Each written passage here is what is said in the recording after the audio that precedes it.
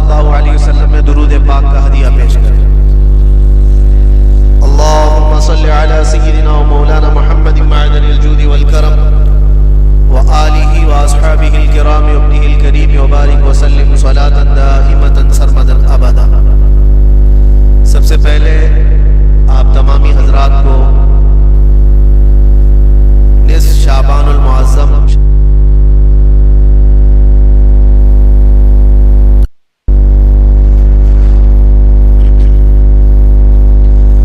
اللہ تبارک و تعالی اس شب کو ہم سب کے لیے خیر و برکت والی شب بنائے، اور آج کی یہ شب جیسا کہ آپ سب نے سنا بھی ہوگا، ہمارے سال بھر کا حساب و کتاب آج بند ہوتا ہے اور نئے سال کی ابتدا آج کی رات سے ہوتی ہے۔ آج اللہ تبارک و تعالیٰ فرشتوں کو حکم دیتا ہے کہ کس کے لیے کتنا رزق اور کس کے لیے زندگی میں کیا کیا کام ہونے ہیں، بلکہ بزرگوں نے فرمایا کہ آج کی رات کچھ لوگوں کی موت لکھی گئی ہوگی۔ فرشتوں کو بتایا گیا ہوگا کہ مہینے کے بعد 2 مہینے کے بعد جب بھی اس بندے کی موت آنے والی ہے، جبکہ وہ بندہ اپنی شادی کی تیاریوں میں مصروف ہوگا، کچھ لوگ اپنے گھر بنانے میں مصروف ہوں گے، لیکن ہم میں سے کسی کو خبر نہیں کہ آج کی رات ہمارے متعلق کیا فیصلہ ہوتا ہے۔ اسی لیے آج کی رات دعا کی رات ہے۔ اللہ تعالیٰ کی مرکب میں ہمیں آج نہایت ہی خشوع و خضوع، ادب و احترام کے ساتھ اپنے آنے والے سال کے متعلق خیر و برکت کی دعا مانگنی چاہیے۔ خوش نصیب ہیں یہاں پر بیٹھے ہوئے وہ لوگ، رات کے 12 بج رہے ہیں، ممبئی جیسے شہر میں نوجوانوں کی آج رات تو اکثر دیکھی جاتی ہے سیر سپاٹے میں، گل کپاٹے میں گزر رہی ہوتی۔ بہت سارے لوگوں نے تو آج کی رات کو بائک رائڈنگ کی رات بنا لیا ہے۔ کتنے حادثے ہوئے، کیا کیا چیزیں ہوتی ہیں، لیکن قربان جاؤ رب ذوالجلال کی اس رحمت کاملہ پر، ان ہزاروں اور لاکھوں میں سے اٹھا کر کے مولا نے تمہیں اپنے گھر میں بٹھایا۔ اور یہ حدیث پاک میں اللہ کے رسول صلی اللہ علیہ وسلم ارشاد فرماتے ہیں، جب رب تبارک و تعالیٰ کسی تو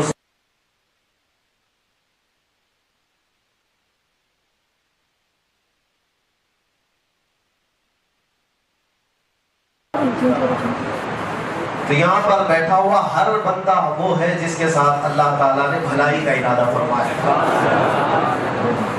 اب یہ سوچ کر کے اٹھو کہ ہمارے بن مانگے اللہ تعالیٰ نے اپنے گھر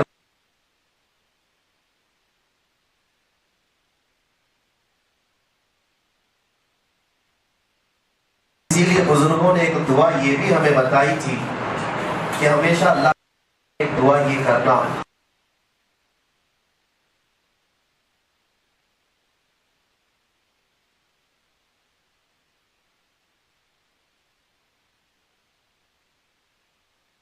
السلام یہ تمنا کرتے تھے کہ کاش ہم آخری نبی محمد رسول اللہ صلی اللہ علیہ وسلم کی امت میں پیدا کیے جاتے، جبکہ وہ نبی ہیں اور نبی ہو کر ان کی تمنا تھی کہ اس امت میں پیدا ہو، لیکن تم اللہ کی بارگاہ میں ہمیشہ یہ عرض کرنا کہ مولا میں نے تو مانگا نہیں تھا، بن مانگے تو نے مجھے اپنے نبی کی امت میں پیدا کیا۔ ہمیں سے کس نے دعا کی؟ کون دعا کر کے اس امت میں آیا؟ کسی نے نہیں، یہ تو ہماری قسمتوں میں لکھا ہوا تھا، ہماری روحوں پر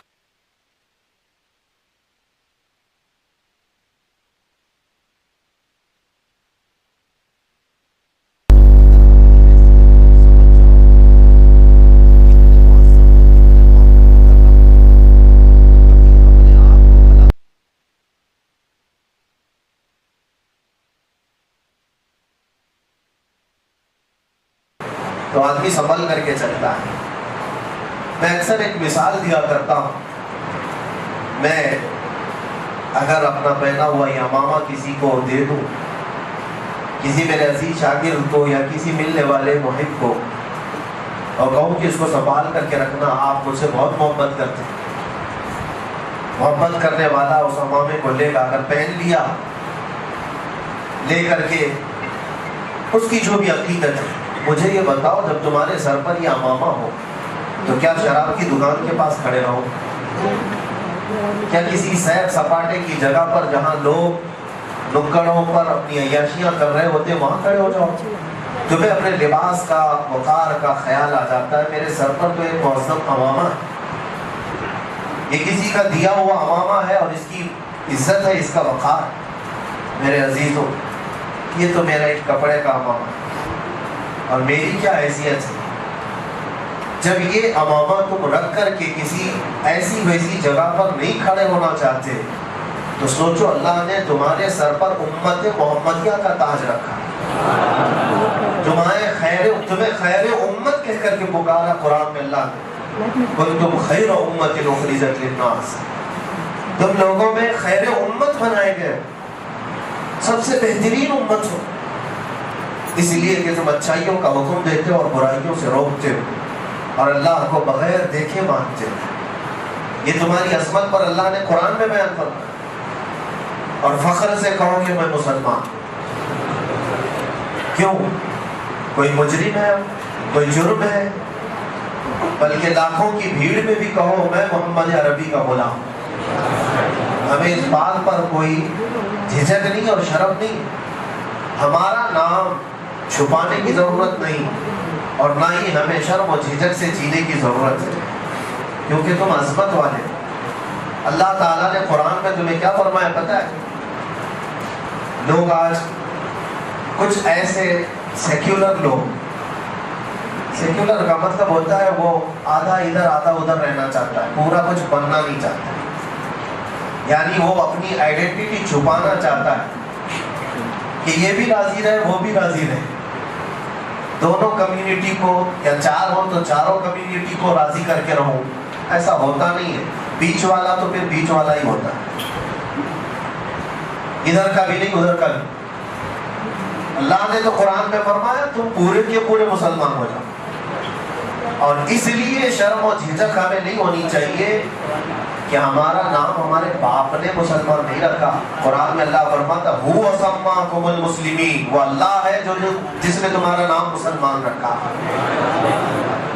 اللہ ہے۔ ہمیں فخر کے ساتھ جینا ہے۔ بہتوں کو میں نے دیکھا نوجوانوں 5 کلو کی جینس پہننے میں تو کبھی شرم و عار نہیں محسوس ہوتی، 50 گرام کی ٹوپی چھپا کر کے رکھتے، چھوٹی سی ٹوپی ہوتی ہے اس کو بھی چھپا کر کے رکھتے ہیں کہ پتہ نہیں لوگ کیا سمجھیں گے، لوگ کیا سمجھیں گے۔ یہ تمہارے سر کا تاج ہے، اور اپنی نشانیوں کے ساتھ جیا کرو، اپنی آئیڈینٹی کے ساتھ جیا کرو۔ میں یقین کے ساتھ کہتا ہوں، یہ میرا چیلنج ہے، اے مسلمان، ایک بار تم صرف شکل سے بھی اگر میرے مصطفیٰ کی غلامی اپنا لو تو کیڑے مکوڑے یوں ہی دب جائیں، کوئی کسی کی اوقات نہیں، کیونکہ اللہ نے تمہاری ہیبت رکھی ہے، تمہارے اندر اللہ نے رعب رکھا ہے، ایمانی رعب ہے۔ اللہ کے نبی صلی اللہ تعالیٰ علیہ وسلم ارشاد فرماتے ہیں رب تعالیٰ نے مجھے ایسا رعب عطا کیا ہے کہ 500 میل دور بھی میرا دشمن ہو تو اس کے دل میں اللہ میرا خوف ڈالتا ہے۔ اور یہ خاصہ رسول پاک صلی اللہ علیہ وسلم کا حضور کے صدقے میں ان کی امت کو بھی ملا ہے، ان کی امت کو بھی ملا ہے۔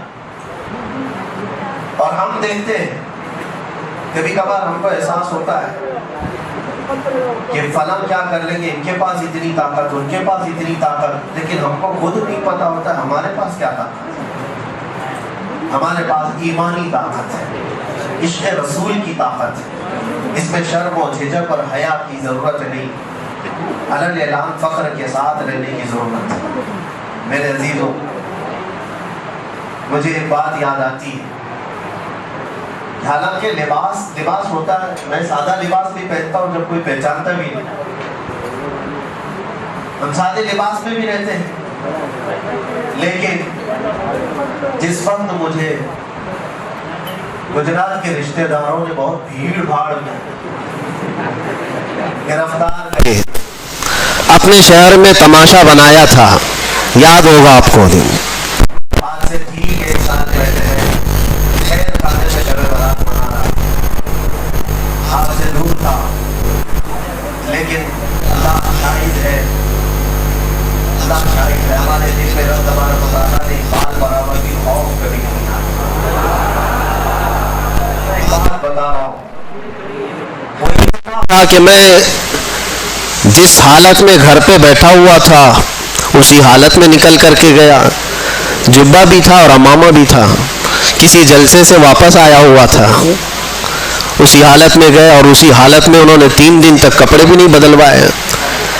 لیکن ہوا یہ کہ مجھے خود بھی احساس نہیں تھا آگے کتنے چل رہے ہیں، پیچھے کتنے چل رہے ہیں، دائیں کتنے چل رہے ہیں، بائیں کتنے چل رہے ہیں، ہمیں پتہ ہی نہیں تھا۔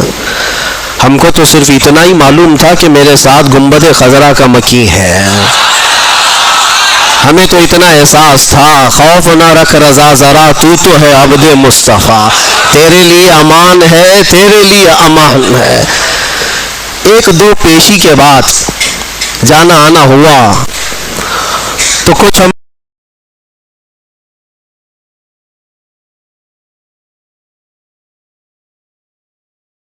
کر کے کہا مفتی صاحب اس کورٹ میں بھی آپ گئے، اس کورٹ میں بھی گئے، اب تھوڑا سا ہمارے اوپر بڑے مسئلے آ رہے ہیں، آپ اپنی یہ پگڑی اتار دو، اپنا یہ صافہ اتار دو اور سادے لباس میں ہمارے ساتھ چلیے۔ میں نے کہا سارا مسئلہ تو اسی پگڑی کا ہے، یہ اتر جائے تو پھر کیا مسئلہ ہے؟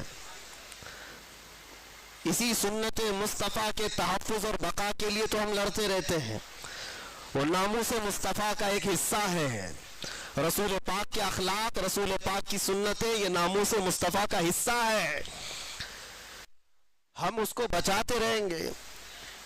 ہم نے کہا یہ ہم سے نہیں ہوگا، 2 صورت ہو سکتی ہے، ظلم کرنے پر اگر آپ آ جائیں تو پورے کپڑے بھی اتار سکتے ہو، آپ چاہے تو وہ کر سکتے ہو، یا اگر آپ ریکویسٹ کر رہے ہیں تو پھر ٹھیک ہے، ہم عدالت میں اس چیز کو پوچھ لیں گے جج صاحب سے کیا یہ پہننا یہاں پر جرم ہے، اگر وہ کہہ دیتے ہیں تو ہم اتار دیں گے۔ انہوں نے کہا نہیں پوچھنے کی ضرورت نہیں، جیسا ہے ویسی پہنے رہیے،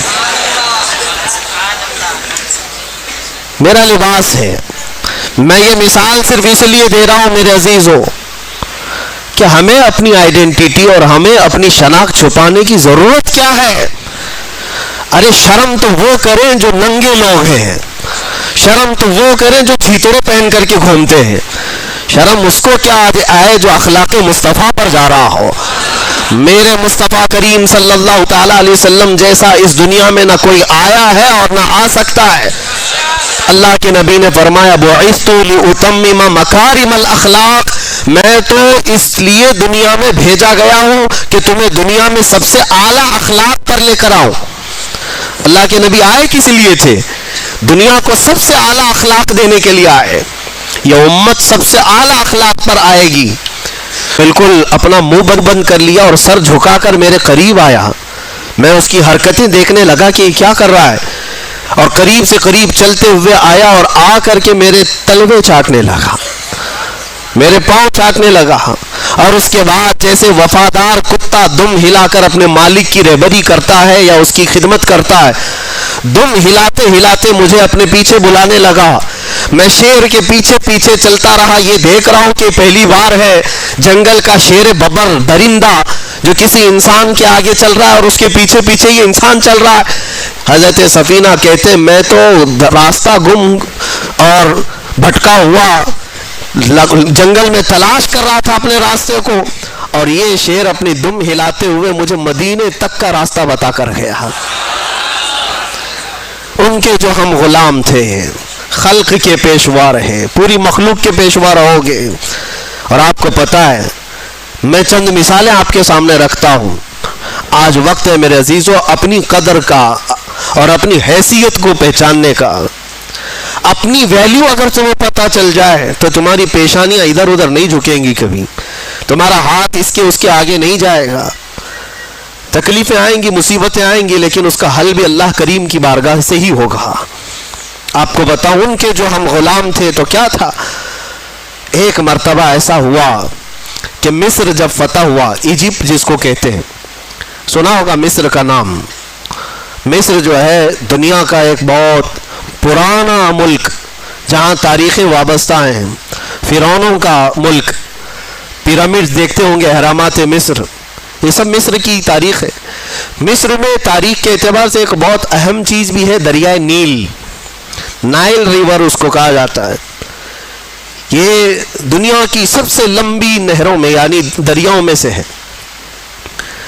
تو دریائے نیل کا مسئلہ کیا تھا وہ میں آپ کو بتاؤں. اسلام جب مصر میں داخل ہوا, حضرت عمرو بن عاص رضی اللہ تعالیٰ عنہ صحابی رسول, مصر فتح کیا, صحابہ وہاں داخل ہوئے, لوگ اسلام میں آئے, لیکن وہاں ایک بری رسم, برا رواج تھا. وہ کیا تھا, ایک پرمپرا لوگوں کی چلی ہوئی تھی جہالت کے زمانے میں کہ دریائے نیل ہر سال ایک موسم ایسا آتا تھا کہ وہ سوکھ جاتا تھا, پانی کم ہو جاتا تھا. اور ان کا عقیدہ یہ تھا مصریوں کا کہ اپنی 16-17 سال کی ایک جوان خوبصورت لڑکی کو دلہن بنا کر کے اس کا جلوس نکالتے اور دریائے نیل کے پاس لا کر کے اس کو ذبح کرتے اور اس کا خون دریائے نیل میں ڈالا جاتا, بلی چڑھانا جس کو کہتے. اور ایک لڑکی کو قربان کرتے تو پھر دریائے نیل کا پانی موجیں مارتا ہوا اوپر آ جاتا. یہ ہر سال ان کے ساتھ ہوتا تھا. ان کا عقیدہ بیٹھ گیا تھا کہ دریائے نیل کو ہر سال ایک بلی چڑھانی پڑتی ہے, ایک لڑکی کی قربانی دینی پڑتی. اب جب اسلام داخل ہوا تو اسلام اس چیز کی ہرگز اجازت نہیں دیتا. یہ ناجائز و حرام ہے. ایک قتل, اللہ تعالیٰ نے قرآن میں فرمایا نا حق کسی نے ایک کا قتل کیا تو اس نے پوری انسانیت کا قتل کیا ہے. حضرت عمرو بن عاص کے پاس لوگ آئے اور کہا کہ دریائے نیل سوکھ رہا ہے, پانی ختم ہونے کو ہے, کیا کیا جائے.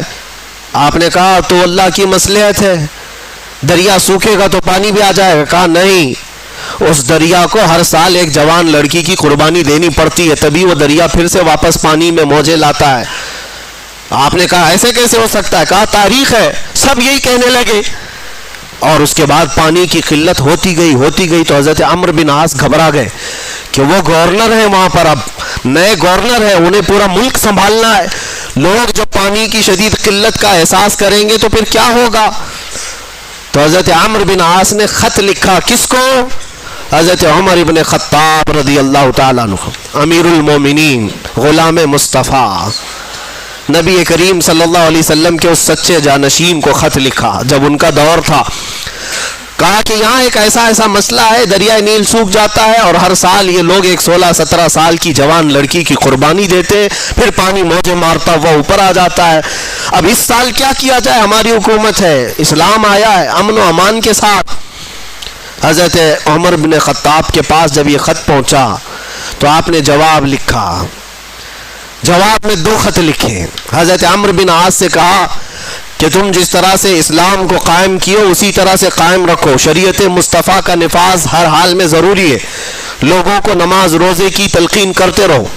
اور ایک خط میں, حضرت عمرو بن عاص کو مخاطب کر کے کہتے ہیں حضرت عمر, ایک خط یہ تو میں تم کو لکھ رہا ہوں اور ایک اور خط بھیج رہا ہوں جو دریائے نیل کے نام پر لکھ رہا ہوں.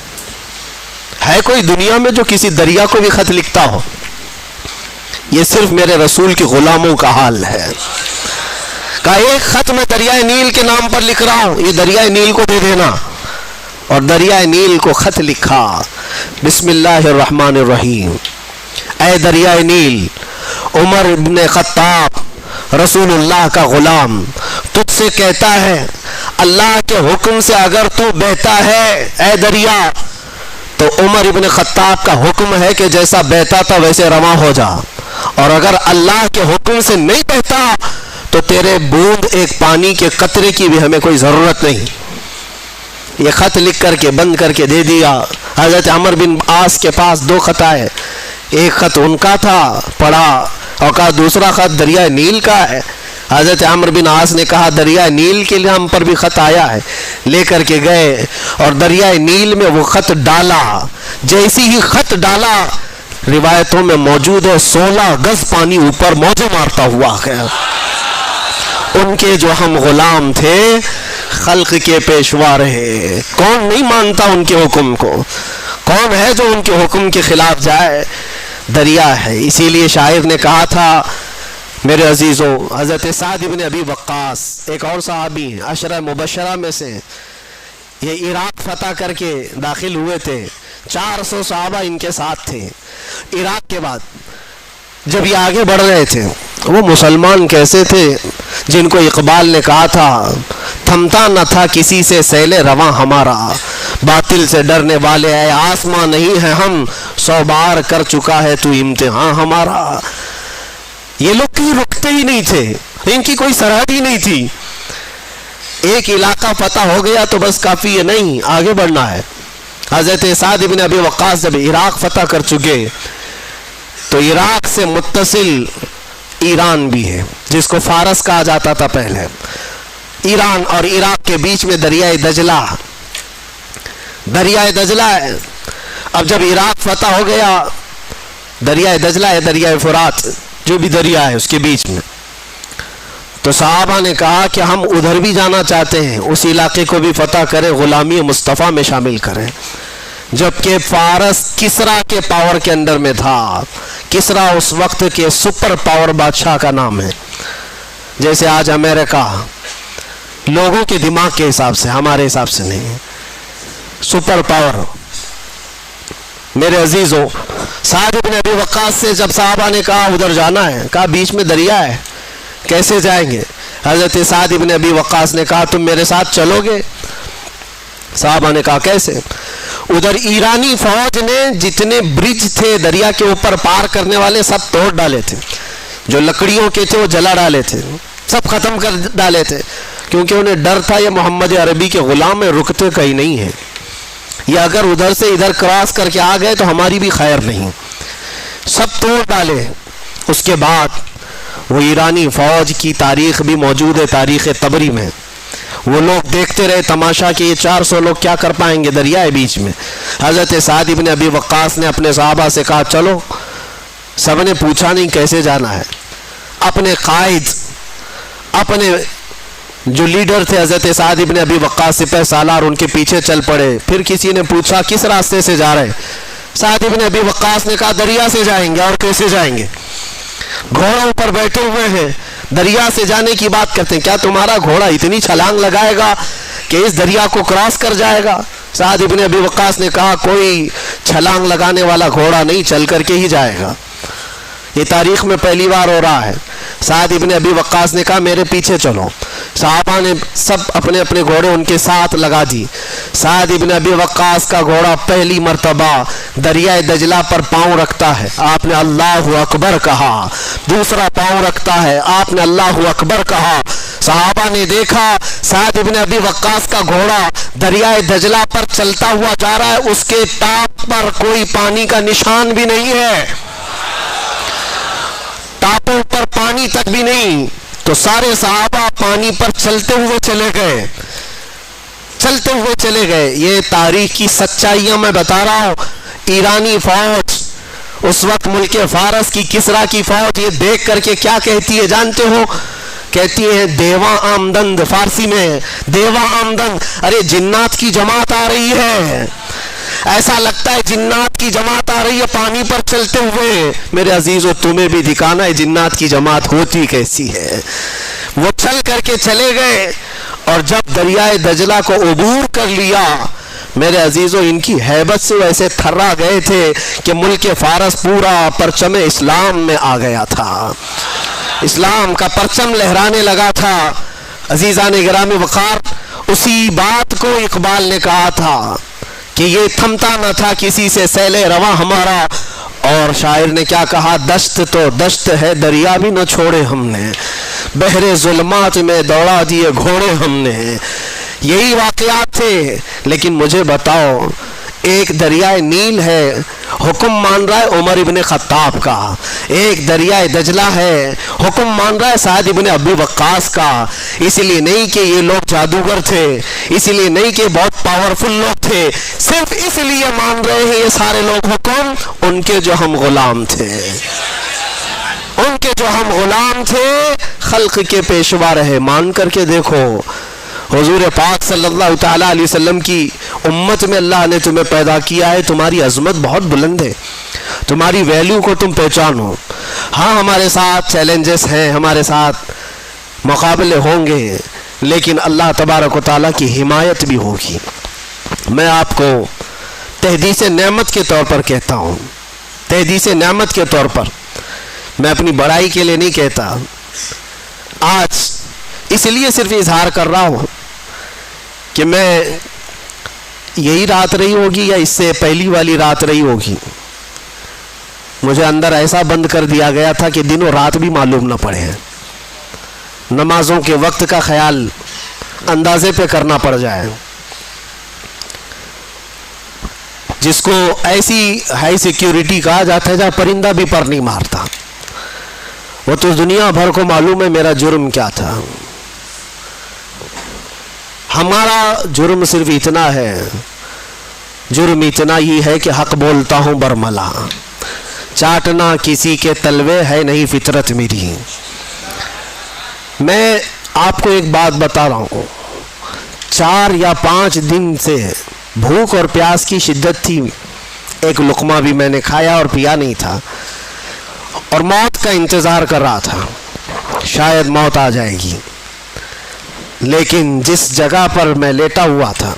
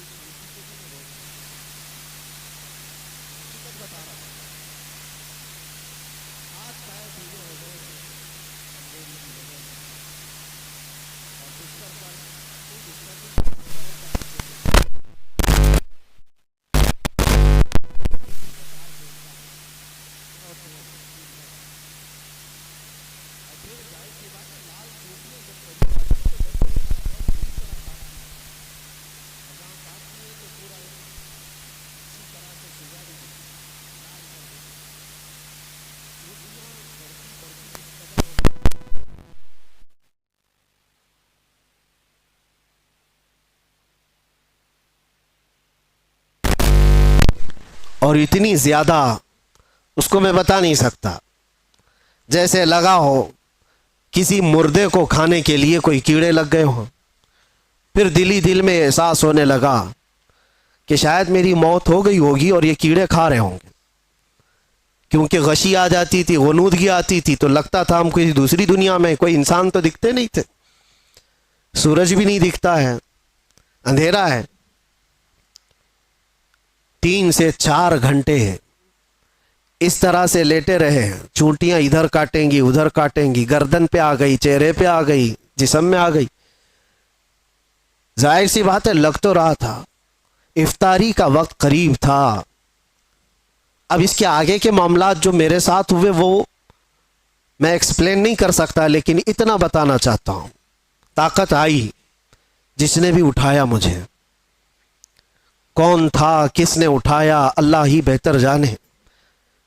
جب اٹھ کر کے دیکھا بستر پر ساری چونٹیاں پڑی ہوئی ہیں, چل رہی ہیں, رینگ رہی ہیں جسم پر, اور میرے رب کریم کا احسان ہے سے ان 50 نہیں 1000 چونٹیوں میں سے ایک چونٹی نے بھی کاٹا نہیں تھا. وہ اس لیے نہیں کہ میں کوئی پاورفل آدمی یا میں کوئی پرہیزگار, میں کوئی اللہ کا ولی نہیں, میں اس کا کوئی دعویٰ نہیں کرتا, کوئی دعویٰ نہیں کرتا. میری طاقت بھی اتنی نہیں تھی کہ چونٹیوں کو نکال کر الگ کیا جائے. لیکن اور یہ بھی نہیں ہے کہ کبھی کاٹی نہیں, کاٹتی ہیں, ابھی بھی کاٹیں گی, ابھی اگر ہاتھ پہ رکھ دیں تو کاٹ لیں گی. پہلے بھی کاٹی ہیں, مچھر بھی کاٹے ہیں, ایسے ہم ہیں نہیں کہ ہم کو نہیں کاٹتے, کاٹتے ہیں. لیکن وہ سچویشن جہاں آدمی پوری طرح سے مجبور ہو گیا ہو, ہاتھ پیر ہلا نہ پاتا ہو, چونٹیاں چڑھ گئی ہوں اور پھر نہ کاٹ رہی ہوں, تب یہ احساس ہوا رب ذوالجلال تو جہاں جیسا چاہے اپنے حبیب کے غلاموں کی حفاظت کرتا ہے.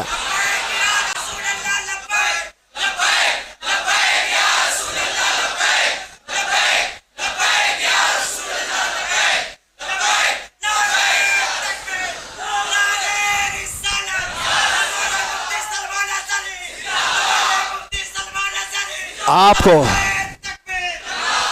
مجھے وہ حدیث یاد آئی جب صحابہ اکرام رضوان اللہ تعالیٰ علیہ مجمعین کی ایک جماعت کو اللہ کے نبی صلی اللہ تعالیٰ علیہ وسلم نے تبلیغ کے لیے بھیجا تھا. 70 صحابہ اکرام میں جب وہ تبلیغ کے لیے گئے تھے, کفار و مشرکین نے دھوکے سے ان سارے صحابہ کو شہید کر ڈالا تھا, سارے صحابہ کو شہید کر دیا تھا, اور 3 بچ گئے تھے.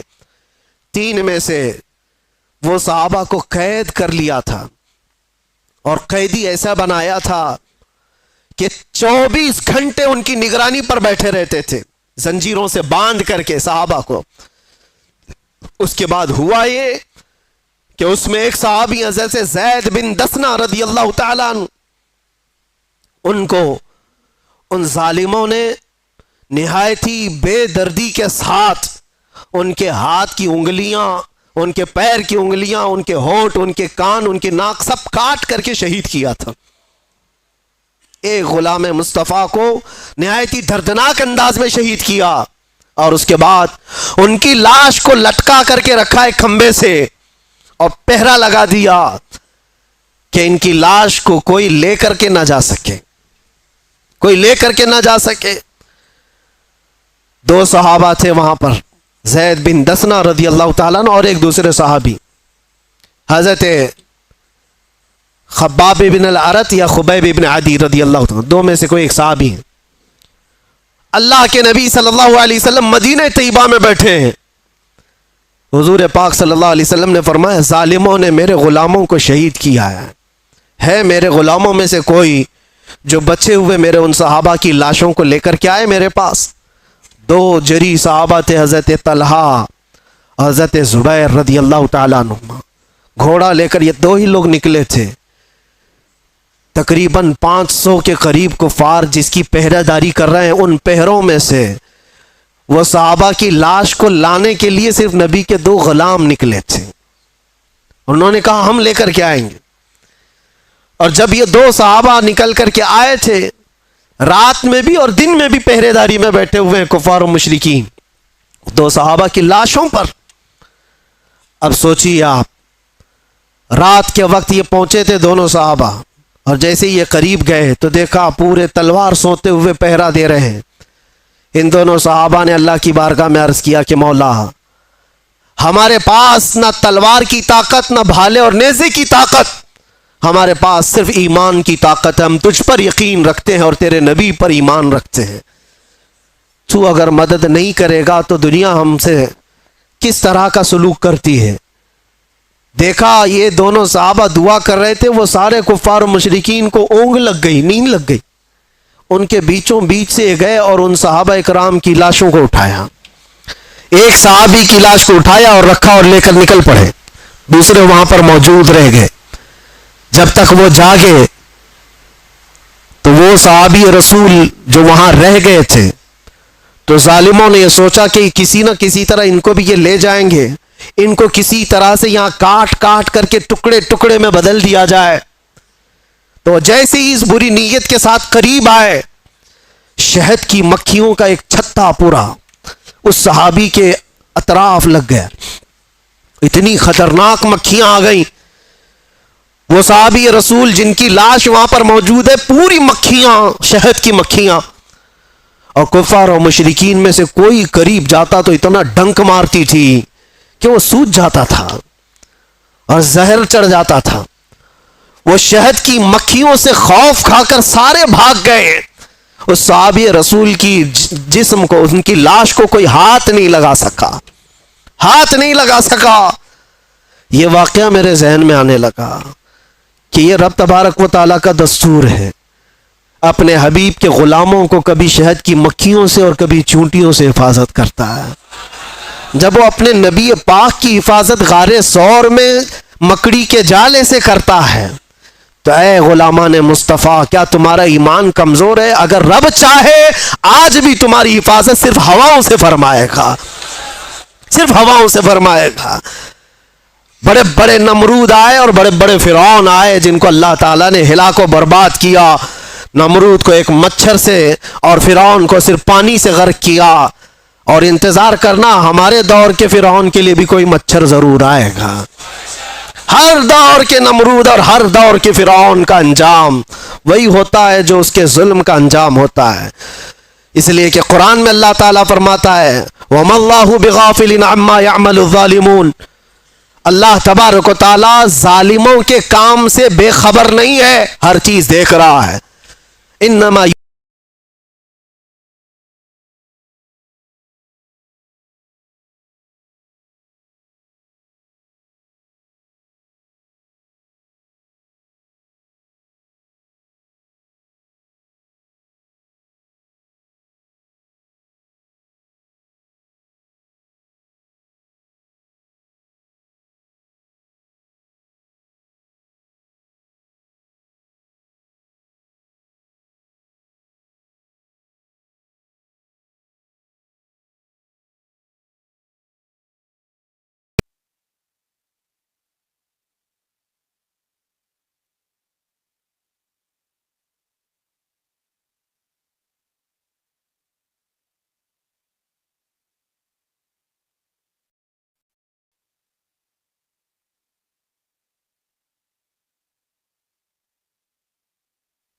میرے عزیزو، صحابہ اکرام رضوان اللہ تعالیٰ علیہ مجمعین جو حضور کے غلام ہی تو تھے، اور اس کے بعد انہوں نے پوری دنیا کو دکھایا ہے۔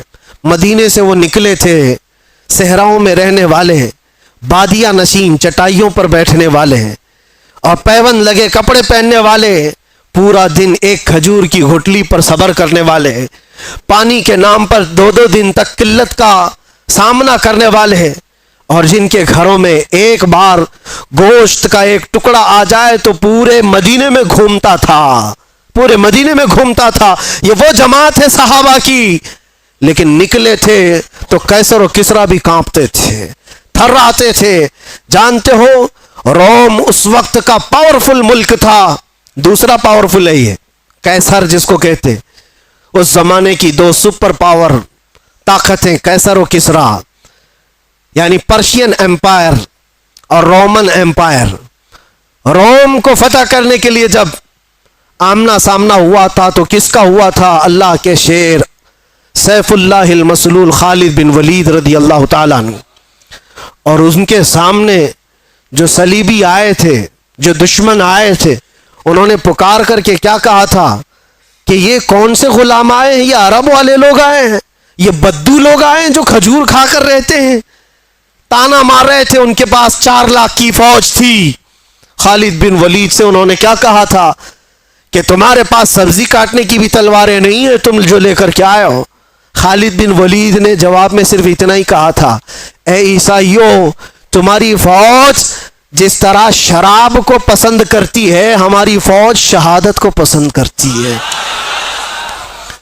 یہاں وہ جذبہ لے کر کے آئے ہیں، تلواریں نہ دیکھو، بھالے نہ دیکھو، نیزے نہ دیکھو، ایمان لے کر کے آئے ہیں، یقین لے کر کے آئے ہیں۔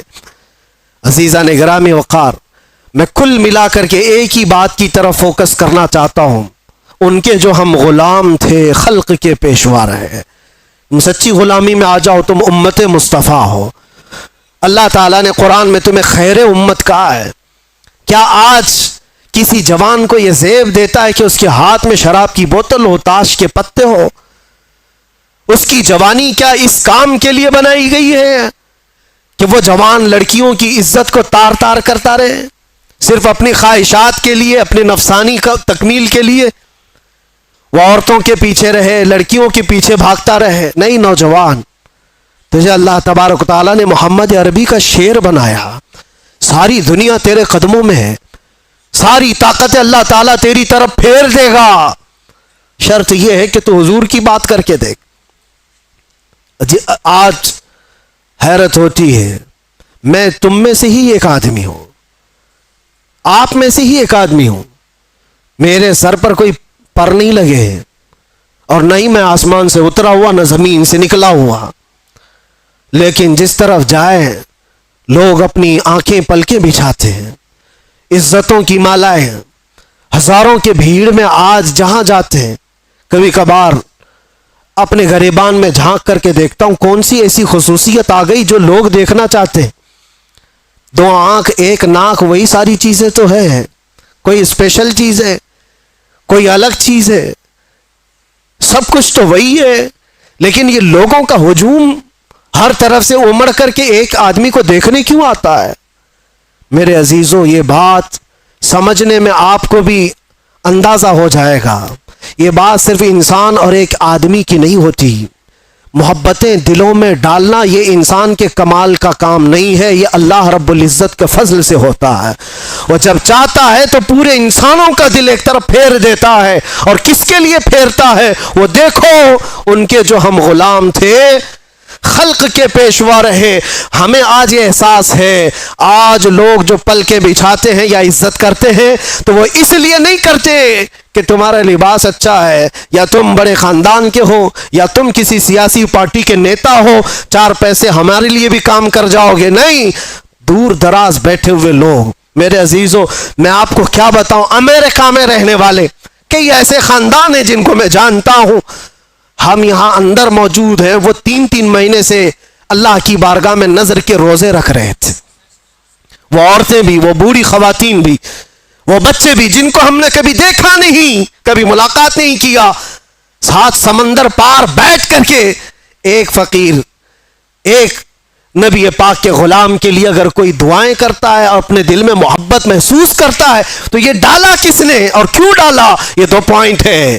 ڈالا ہے رب ذوالجلال نے، اور کیوں ڈالا؟ صرف اس لیے جب تک بکے نہ تھے تو کوئی پوچھتا نہ تھا، یا رسول اللہ تم نے خرید کر ہمیں انمول کر دیا۔ بات صرف اتنی ہے، ان کی بات کرو، ہر دل پہ ان کی بات کرو۔ حضور پاک صلی اللہ تعالی علیہ وسلم کی بات، آج میں ایک بات یہ بھی بتاؤں،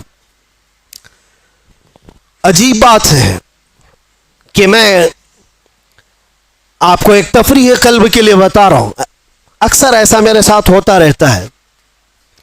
میں ٹیکسی میں بیٹھا ہوا تھا، مکہ مکرمہ کی بات ہے، باہر کہیں جا رہے تھے، جو بیٹھا ہوا آدمی تھا، میں تو نارمل لباس میں، اکثر سادے لباس میں، تو انہوں نے پوچھا چلاتے چلاتے، کہا کہ بھائی صاحب آپ کی شکل مفتی سلمان اظہری سے ملتی جلتی ہے۔ میں نے کہا کون ہے وہ؟ انہوں نے کہا نہیں جانتے ہو آپ کہاں سے ہو؟ ہندوستان سے ہو؟ نہیں جانتے ہو آپ؟ میں نے کہا نہیں، بتاؤ تو کون ہے؟ پھر وہ بتانے لگا، ایسے ہیں ویسے ہیں، بڑے ہیں، عالم ہیں، وہ ہیں، تعریف۔ میں نے کہا بھائی وہ تو بھڑکاؤ مولانا تو نہیں آپ بول رہے ہو، ان کی بات کر رہے ہو؟ وہ غصے میں آ گیا، تل ملایا، کہا توبہ کرو نہیں تو ٹیکسی سے اتر جاؤ۔ میں نے کہا بات کیا ہے؟ کہا کہ کیوں ایک عالم کی تم توہین کرتے ہو، آپ کیوں ایسا بولتے ہو ان کو؟ میں نے کہا وہی نا جو جیل گئے تھے ابھی۔ انہوں نے کہا ہاں گئے تو تھے۔ تو کہا پھر اسی لیے میں ڈرتا ہوں ایسے مولانا لوگوں سے۔ میں نے کہا میں ڈرتا ہوں ایسے لوگوں سے۔ تو بیچارہ ٹیکسی سائیڈ میں لگا دیا اور کہا تم اتر جاؤ بھائی، میں ایسے آدمی کو نہیں بٹھاتا، میں نہیں بٹھاتا، آپ ادھر جاؤ، آپ توہین کرتے ہو علماء کی۔ میں نے کہا چلو معاف کرو، یہ ٹاپک چھوڑ دو، دوسری بات کرو۔ پھر وہ یوٹیوب کھول کر کے دکھانے لگے، یہ دیکھو، یہ سنو، حق بات کہا ہے، ظالموں نے پکڑا ہے، فلاں فلاں ساری چیزیں بیان، خاموشی سے سنتے رہے۔ میں یہ بات کیوں کہہ رہا ہوں آپ کو؟ کوئی لطیفہ نہیں ہے، مجھے ریئلائز ہوا، احساس ہوا۔ بعد میں اترنے سے پہلے اس نے کہا کہ بھائی ایک بات میں آپ کو بتاتا ہوں، یہ مولانا کی تقریر میں سنتا ہوں، میں ہوں اہل حدیث جماعت سے، لیکن یہ مولانا بریلوی مکتب فکر سے ہے، لیکن بات کرتا ہے محمد رسول اللہ کی۔ اور یہاں آ کر کے ہم کچھ نہیں دیکھتے, ہم تو اپنی جان بھی قربان کرتے ہیں. ہم اتر آئے, اس دن یہ احساس ہوا اس نام پر اللہ نے اتنی طاقت رکھی ہے, ہر انسان نام محمد پر جمع ہوتا ہے, ہر مسلمان آ جاتا ہے. عزیزان گرامی وقار, وہ ایک نقطہ ایسا ہے ناموس رسالت کا جہاں پر لوگوں کے جذبات ہیں, لوگوں کی عقیدتیں ہیں. مجھے آج اس ٹاپک پر بات نہیں کرنا ہے کہ کون کس مکتبہ فکر سے اور کیا تھا, لیکن ہم نے یہ محسوس کیا ہے دنیا کے چپے چپے اور کونے کونے سے اگر لوگوں کے دلوں میں ہمارے لیے کوئی جذبہ موجود ہے تو وہ ہماری زبان کا کمال نہیں, یہ نسبت مصطفیٰ کا کمال ہے, رسول کریم صلی اللہ تعالی علیہ وسلم کے قدموں کا کمال ہے. اسی لیے عمر ابن خطاب رضی اللہ تعالیٰ عنہ نے سچ کہا تھا. جانتے ہو جب بیت المقدس فتح ہو گیا تھا, حضرت عمر فاروق رضی اللہ تعالیٰ عنہ بیت المقدس جا رہے تھے, وہاں لوگ انہیں پہچانتے بھی نہیں تھے. ابو عبیدہ بن جراح ایک صحابی وہاں پہلے سے موجود تھے, وہاں کے عیسائیوں یہودیوں سب کو بتایا تھا کہ امیر المومنین آ رہے ہیں مدینے سے, امیر المومنین آ رہے ہیں مدینے سے. سب لوگ دیکھنے کے لیے باہر کھڑے ہو گئے تھے, لیکن امیر المومنین کس شان سے آ رہے ہیں؟ وہ اپنے ایک غلام کو لے کر اپنے گھوڑے کے ساتھ جا رہے ہیں. کیا کمال کی عدالت ہے عمر فاروق کی, اپنے غلام سے مدینے سے ہی طے کر کے چل رہے ہیں. 1 میل میں گھوڑے پر بیٹھوں گا تو چلے گا, اور 1 میل تو بیٹھے گا اور میں چلوں گا. پورا سفر آقا اور غلام ایسے چلتے رہے. کبھی حضرت عمر رسی پکڑ کر چلتے, کبھی وہ غلام رسی پکڑ کر چلتا تھا. اور اتفاق ایسا کہ بیت المقدس جب قریب آیا, لوگ وہاں استقبال کے لیے کھڑے ہیں اور گھوڑے پر بیٹھنے کی باری غلام کی تھی. غلام نے کہا کہ حضور اب تو میں اتر کر چلتا ہوں, آپ بیٹھے. کہا نہیں, عدل تو عدل ہے, انصاف, تیری باری ہے تو بیٹھے گا, میں رسی پکڑ کر چلوں گا. رسی پکڑ کر چل رہے ہیں اور لوگوں میں ایک نعرہ لگا کہ امیر المومنین آ گئے. سب دوڑ کر کے اس گھوڑے کی طرف جا رہے ہیں جو گھوڑے پر سوار آ رہا ہے. ابو عبیدہ بن جراح جو صحابی موجود تھے پکار کر کہا, اے لوگوں, سواری پر بیٹھا ہوا وہ نہیں ہے امیر المومنین, رسی پکڑ کر جو آ رہا ہے وہ ہے امیر المومنین. دنیا نے پہلی مرتبہ یہ منظر دیکھا ہوگا. کہاں ہے وہ لینڈ کروزر والے لیڈر لوگ, کہاں ہے وہ جو رسول پاک صلی اللہ تعالی علیہ وسلم کے ان جانشینوں کی مثال لا کر کے دکھا دیں. اسی لیے ہمارے ہندوستان میں ہی آپ کو میں کیا بتاؤں, مثال کے طور پر موہن داس کرم چند گاندھی جی, گاندھی کے یہ الفاظ ہیں, کہا کہ میں نے تاریخ پڑھا ہے, اگر لوگوں کو سیاست کرنے کے لیے, حکومت کرنے کے لیے میں کوئی مثال دے سکتا ہوں تو وہ ابو بکر اور عمر کی دے سکتا ہوں. لوگوں نے اس چیز کو ایکسپٹ کیا ہے, احساس کیا ہے. انہوں نے جو دنیا کے سامنے منظر پیش کیے تھے وہ رسول اللہ کے غلاموں نے. سنو, حضرت عمر فاروق رضی اللہ تعالیٰ عنہ نے جو بات کہی تھی اس کو میں سمیٹ رہا ہوں. لوگ جب آپ کو پکار کر امیر المومنین کہتے ہوئے قریب آئے تو آپ رو پڑے. یہ وہ وقت تھا حضرت عمر کا جب پورا عرب جو آج ہے, سعودی عرب جس کو کہتے ہیں, یہ عرب تھا, صرف عرب تھا, سعودی بعد میں بنا ہے. حجاز اور نجد 2 علاقے تھے اور دونوں ملا کر کے عرب تھا. پھر یمن, پھر عراق, پھر ملک شام, اور پھر فلسطین, پھر مصر. 6 بڑی کنٹریاں جس کا کل رقبہ, کل ایریا اگر ملائیں گے تو تقریباً 17 لاکھ اسکوائر کلومیٹر, اور بعض میں ہے کہ 36 لاکھ اسکوائر کلومیٹر. حضرت عمر فاروق رضی اللہ تعالیٰ عنہ کا دور خلافت اتنا پھیلا ہوا تھا, اتنا پھیلا ہوا تھا, اتنی دور تک اسلام کا پرچم لہرا رہا تھا. اس وقت جب حضرت عمر فاروق بیت المقدس کے قریب آئے اور لوگوں نے آپ کو سراہنا شروع کیا امیر المومنین کہہ کر, آپ رو پڑے, اور اس کے بعد ایک تاریخی جملہ انہوں نے کہا تھا جو ہم سب کا بھی ہونا چاہیے، ہم سب کے لیے. آج میرا ٹاپک یہی ہے. حضرت عمر کھڑے ہو کر کے کہتے ہیں لوگوں سے، اے لوگوں سنو، آج تم میرے نام کے نعرے لگا رہے ہو، میں اپنی حیثیت بتاتا ہوں، میری حقیقت بتاتا ہوں. میرا نام عمر ہے، میرے باپ کا نام خطاب ہے، میں خطاب کا بیٹا عمر ہوں. بچپن میں مجھ سے 2 بکریاں نہیں سنبھالی جاتی تھیں. میرے باپ مجھے بکریاں چرانے کے لیے بھیجتے تھے تو بکریاں ادھر سے ادھر ہو جاتی، اور جب بکریاں مجھ سے نہیں سنبھلتی تو روز میں اپنے باپ کے گھوسے کھاتا تھا. روز مجھے مار پڑتی تھی میرے باپ سے، بکریاں مجھ سے نہیں سنبھلتی تھی. اور آج تم دیکھ رہے ہو 36 لاکھ اسکوائر کلومیٹر کا پورا رقبہ عمر تنہا اس کی نگرانی کرتا ہے. اور ایسی نگرانی مدینے میں بیٹھے ہوئے عمر فاروق ہے. ملک شام کا ایک واقعہ میں آپ کو بتا رہا ہوں. ملک شام مدینے سے ہزاروں کلومیٹر دور، ملک شام میں بیٹھی ہوئی ایک خاتون رات کو اپنی بیٹی سے کہتی ہے دودھ میں پانی ملا کر کے بیچو تو تھوڑا زیادہ ہو جائے گا. بیٹی کہتی ہے اماں عمر ابن خطاب کا دور ہے. کہاں ہے؟ مدینے میں بیٹھے ہوئے، اور لوگوں کے اندر عدل اور انصاف کرنے کی چاہ ہزاروں میل دور پر بھی ہے. تو حضرت عمر اس دن اعلان کرتے ہیں، آج جو بچپن میں 2 بکریوں کو نہیں سنبھال سکتا تھا، 36 لاکھ اسکوائر کلومیٹر کو تنہا چلاتا ہے. وہ اس لیے نہیں کہ خطاب کا بیٹا عمر ہے، اس لیے چلاتا ہے کہ محمد الرسول اللہ کا غلام عمر ہے. ان کے جو ہم غلام تھے خلق کے پیشوا رہے. کل ملا کر کے ایک ہی نقطہ ہے، ہمیں کرنی ہے شہنشاہ بطحا کی رضا جوئی. وہ اپنے ہو گئے تو رحمت پروردگار اپنی. اگر حضور ہمارے ہو گئے تو پھر بچا کیا ہے؟ اسی لیے صحابہ کیا کہتے تھے پتہ ہے؟ سارے زخم کھاتے تھے، مصیبتیں اٹھاتے تھے، اور پھر مسکرا کر کے حضور سے یہ کہتے تھے ہر ستم ہر مصیبت گوارا ہے، یا رسول اللہ ایک بار تم کہہ دو کہ تو ہمارا ہے. تجھ سے تجھی کو مانگ کر مانگ لی ساری کائنات.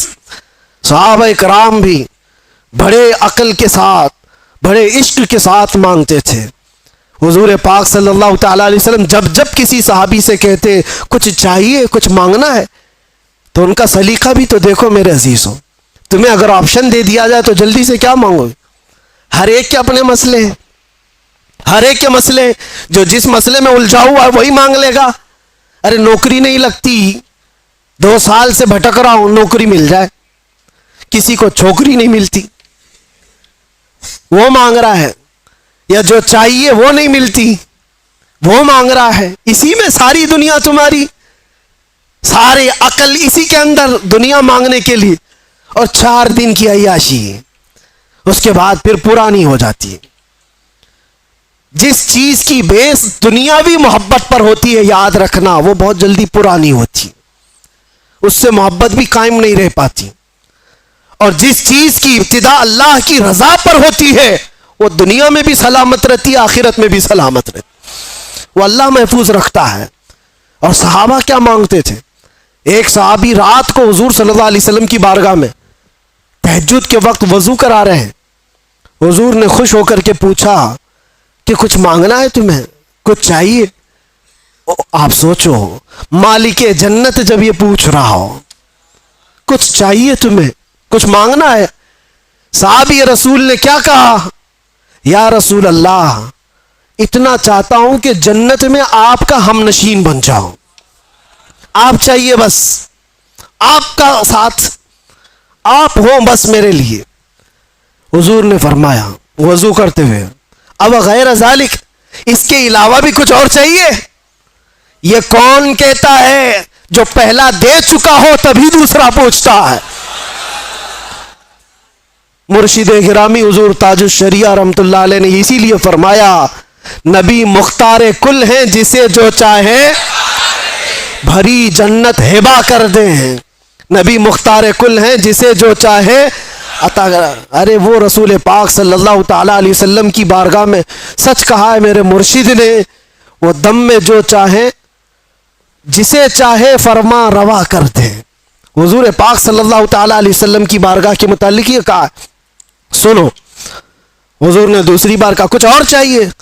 اس صحابی نے اب یہ سوچنا تھا کہ ایک چیز تو مانگا اور حضور نے دیا ہوگا، اب دوسرا بھی کچھ مانگ لوں، دوسرا کچھ اور، ماں باپ، رشتہ دار، بیوی، بچے، ان کے لیے بھی کچھ مانگ لوں. نہیں، وہ صحابی ہیں. انہوں نے کہا یا رسول اللہ دوسری بار آپ آپشن دے رہے، پھر میں یہ چاہتا ہوں کہ جنت میں آپ کا ساتھ چاہیے. حضور نے فرمایا اب غیر ذالک، اس کے علاوہ اور بھی کچھ چاہیے؟ یہاں دینے پر وہ نبی مختار اپنی جھولیاں پھیلائے ہوئے ہیں، لب واہ ہیں، آنکھیں ہیں بند، پھیلی ہیں جھولیاں، کتنے مزے کی بھیک تیرے پاک در کی ہے. مانگیں گے مانگے جائیں گے، منہ مانگی پائیں گے، سرکار میں نہ لا ہے نہ حاجت اگر کی ہے. شعر سمجھ میں آیا؟ یہ اعلیٰ حضرت کا شعر ہے. مانگیں گے مانگے جائیں گے، منہ مانگی پائیں گے، جتنا مانگو گے سب پاؤ گے. سرکار میں نہ لا ہے نہ حاجت اگر کی ہے. اس کا مطلب کیا ہے؟ لا کا مطلب عربی میں نہیں، نہیں، میں نہیں دوں گا، اس کو کیا کہتے؟ لا. لا حضور کی عادت ہے ہی نہیں لا کہنا. کبھی حضور لا نہیں کہتے، نہیں دوں گا، یہ نہیں دوں گا. اور اگر اعلیٰ حضرت بھی کیسے عشق رکھتے تھے. یہاں حضور کی بارگاہ میں لا تو نہیں کہا جاتا اور یہ بھی نہیں کہا جاتا اگر تو کہے گا یہ تو دوں گا، اگر تو ایسا بنے گا تو دوں گا. حضور اگر پہ دیتے ہی نہیں. وہاں جو آیا جس طرح مانگا بھر بھر جھولی دے دی گئی. میرے کریم سے گر قطرہ کسی نے مانگا، دریا بہا دیے ہیں، دربے بہا دیے ہیں. مانگیں گے مانگے جائیں گے، منہ مانگی پائیں گے. سرکار میں نہ لا ہے نہ حاجت اگر کی ہے. اب سوچو، وہ صحابی کو تیسرا آپشن ملا ہے، اب بھی تو کچھ اور مانگ سکتے تھے. تیسری بار اس صحابی نے کہا یا رسول اللہ مرافقتک فی الجنہ، جنت میں آپ کا ساتھ چاہیے. کیونکہ وہ صحابی جانتے ہیں تجھ سے تجھی کو مانگ کر مانگ لی ساری کائنات. اگر حضور کو مانگ لیا ہے، حضور کا ساتھ مانگ لیا تو ساری چیزیں تو اللہ یوں ہی دے دے گا، صدقے میں سب آ جائیں گی. یہ مانگنا وہ مانگنا فلاں مانگنا کیا ضرورت ہے؟ نبی جب کسی کا ہو جائے تو پھر کائنات اس کی ہے. نبی مختار کل ہے. صحابہ نے یہ سلیقہ دکھایا ہمیں، وہ حضور کا ساتھ مانگتے تھے. اسی لیے تو حضرت عمر بھی کس بات پر فخر کرتے تھے پتہ ہے؟ نبی پاک صلی اللہ علیہ وسلم نے ایک مجلس میں قبر کے حالات سنائے کہ جب کسی کو دفن کر کے چلے جاتے تو دو فرشتے آتے، منکر نکیر، نیلی آنکھوں والے، کالے چہرے والے، جھنجھوڑ کر سوال کرتے تیرا رب کون ہے، تیرا دین کیا ہے، اور حضور کو دکھا کر پوچھتے ان کے بارے میں کیا کہتا تھا. تو وہ بہت سخت وقت ہوگا. منکر نکیر جب سوال کر رہے ہوں گے، بہت سارے تو ٹائیں ٹائیں فش ہو جائیں گے. ہاں یہ بات یاد رکھو، سوالات آج سب کو پتہ ہے، قبر میں جانے کے بعد بھول بھی جائیں گے. وہی یاد رکھے گا جس پر میرے مولا کا فضل ہوگا. ہاں میں ہمیشہ یہ بات کہتا ہوں، اپوزیشن والے بھول جاؤ گے. ہاں دو چیزوں میں تو بول سکتے ہو، دو چیزوں میں تو بول سکتے ہو. تمہارا رب کون ہے؟ اللہ، وہ بھی بولیں گے ہم بھی بولیں گے. تمہارا دین کیا ہے؟ فخر سے بولیں گے میرا دین اسلام ہے. جب حضور کو دکھا کر پوچھیں گے، اور فرشتے بھی سوال کا دیکھو وہاں پر ایک دم ٹائپ ہی بدل گیا ہے، انداز بدل گیا ہے. دو سوالوں میں تو فرشتے پوچھ رہے ہیں تیرا رب کون ہے، کون تھا نہیں پوچھا. کیا پوچھا؟ کون ہے، تو کہتے میرا رب اللہ ہے. پھر دوسرا بھی فرشتوں نے یہی پوچھا تیرا دین کیا تھا، نہیں تیرا دین کیا تھا نہیں پوچھا، تیرا دین کیا ہے، تو بولتا ہے میرا دین اسلام ہے. لیکن تیسرے پہ آ کر فرشتے بدل دیتے ہیں. ما کنت تقول فی حق هذا الرجل، حضور کو دکھا کر پوچھتے ہیں یہ کون ہے، نہیں ان کے بارے میں کیا کہتا تھا. بدل گیا سوال. اگر فرشتے وہاں بھی یہ پوچھتے یہ کون ہے تو سب بولتے اب تو دیکھنا ہے کیا یہاں پر کوئی مجال ہے کہ انکار کرے، اب تو پھنسا ہے، بولے گا ہر کوئی بولے گا. لیکن فرشتے وہ نہیں پوچھ رہے یہ کون ہے، بلکہ یہ پوچھتے ان کے بارے میں کیا کہتا تھا. یہی کہے گا کہ ان کو پیٹھ پیچھے کا علم نہیں تھا؟ یہی کہے گا جو آج چیمی گوئیاں کرتا رہتا ہے دلیلیں کہاں ہیں، وہ کہاں ہیں، یہ کہاں ہے؟ میرے عزیزوں اسی لیے دامن تھام لو اعلیٰ حضرت کا. قبر کے سوالات بھی پکے تمہاری گٹھی میں پلا کر کے گیا بریلی کا عاشق. جب فرشتے یہ پوچھیں گے کیا کہتا تھا، تمہارے پاس اتنے الفاظ ہیں کیا کیا نہیں کہو گے. میں تو یہ کہتا تھا سرور کہوں کہ مالک و مولا کہوں تجھے، باغ خلیل کا اللہ رے تیرے جس میں منور کی تابشیں، اے جانے جا میں جانے. اور اتنا ہی نہیں کہتے تھے فرشتوں سنو، اور ہم کیا کہتے تھے؟ سب سے اعلیٰ وہ اولا، سب سے بالا وہ والا. ہاں بجھ گئی جس کے آگے سبھی مشالیں، شمع وہ لے کر آیا. فرشتوں رکو، ہم یہ بھی کہتے تھے ان کے بارے میں زمین و زمان تمہارے، مکین و مکان، چنین و چنا، بنے دو جہاں. ارے ہم تو ان کے بارے میں یہ بھی کہتے تھے دہن میں زبان، بدن میں ہے جان. ہم آئے یہاں اور اٹھے بھی وہاں، لبیک یا رسول اللہ. یہ صدقہ ہے بریلی والے عشق کا. میرے عزیزوں یہاں یہ جو سوالات کا جو سیشن چلا، اب سنو حضور پاک، میں جو بات کہہ رہا تھا اس کو کمپلیٹ کر دیتا ہوں. حضرت عمر فاروق رضی اللہ تعالیٰ عنہ سے حضور نے فرمایا تم کیا کہو گے عمر جب فرشتے سوال کریں گے، تم کیا جواب دو گے؟ یہ بڑا اہم سوال ہے نا. حضرت عمر کہتے ہیں یہ تو بڑا سخت مسئلہ ہوگا 3 سوالوں کا جواب دینا. لیکن وہ پوچھتے ہیں یا رسول اللہ پہلے آپ مجھے یہ بتائیں کہ آج جو میں آپ سے محبت کرتا ہوں، میرے مرنے کے بعد قبر میں بھی یہ محبت سلامت رہے گی؟ کیسا سوال ہے.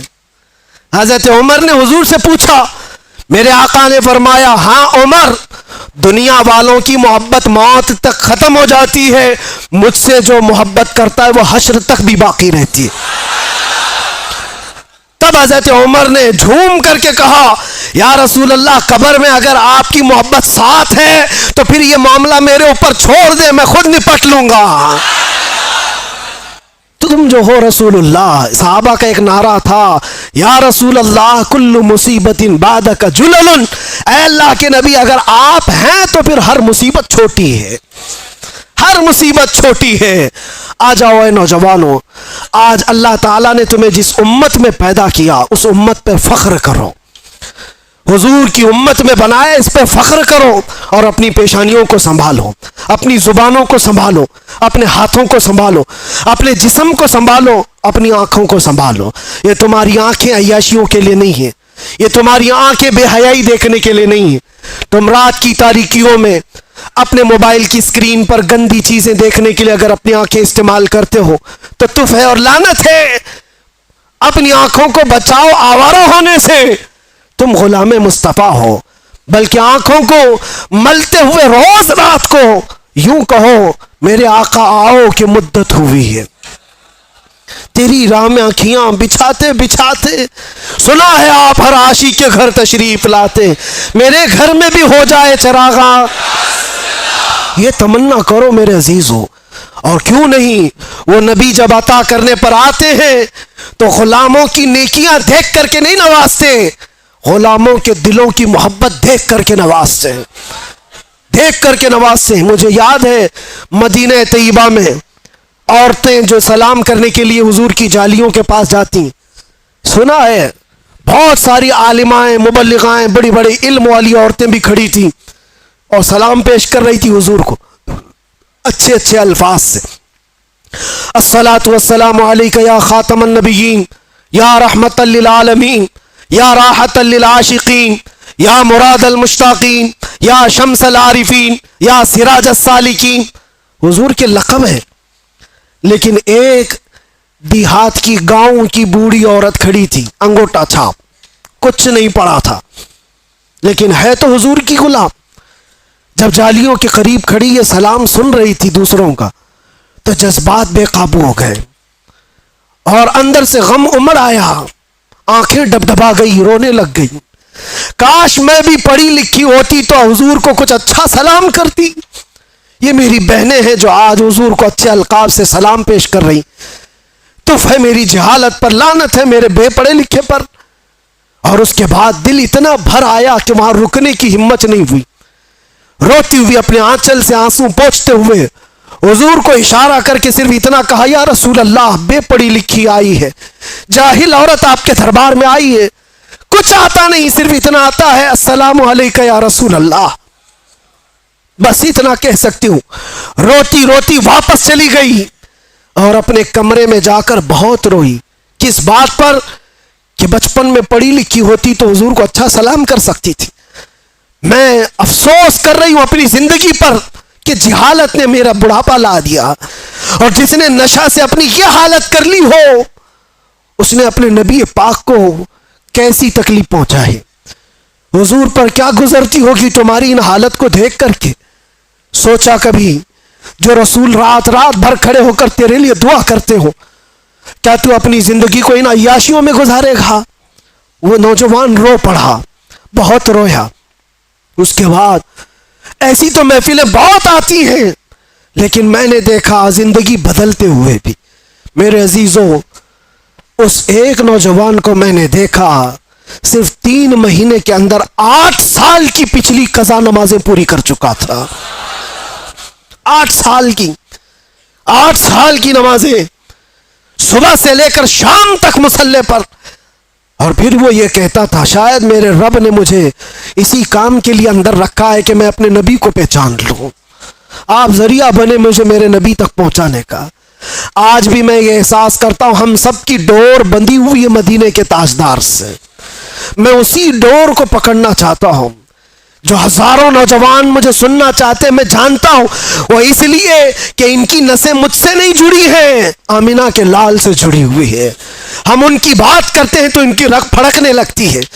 سچ بتاؤ کہ ہماری گفتگو سنتے ہوئے، حضور کی محبت کی بات سنتے ہوئے دل ہچکولے نہیں کھاتا تمہارا؟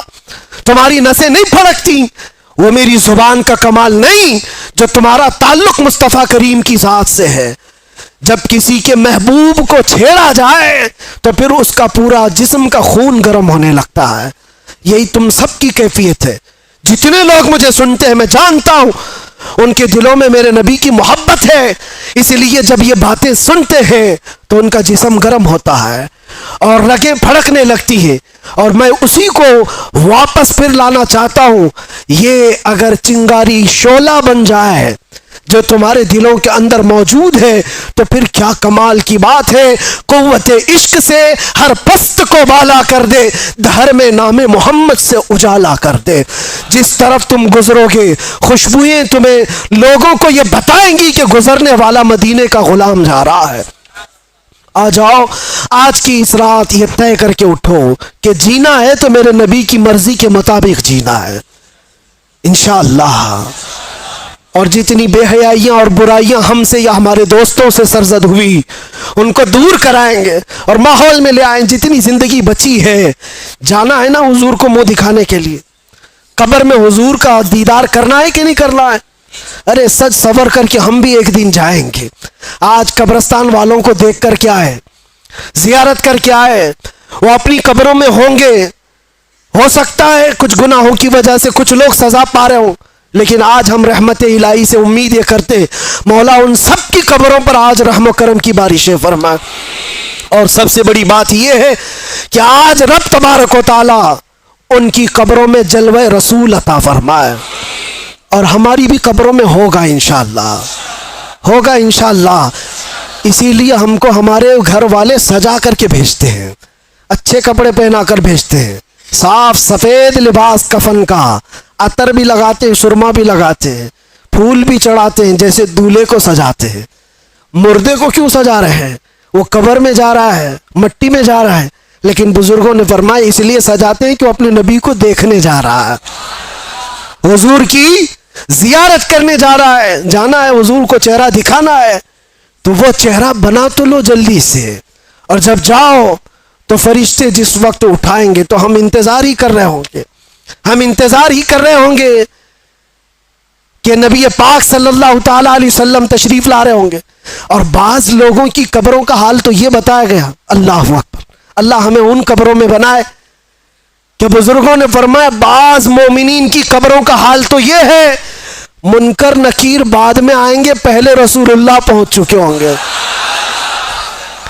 اور پھر وہی مومن یہ کہہ سکتا ہے جب فرشتے اس کو پوچھ رہے ہوں بتا ان کے بارے میں کیا کہتا تھا، وہ تو پہلے سے آئے ہوئے ہیں، پھر فرشتے پوچھیں گے تو یہی تو کہے گا وہ مومن، اب تو پائے ناز سے اے فرشتوں کیوں اٹھوں، ارے مر کے پہنچا ہوں یہاں اس دلربا کے واسطے۔ وآخر دعوانا ان الحمدللہ رب العالمین، لبیک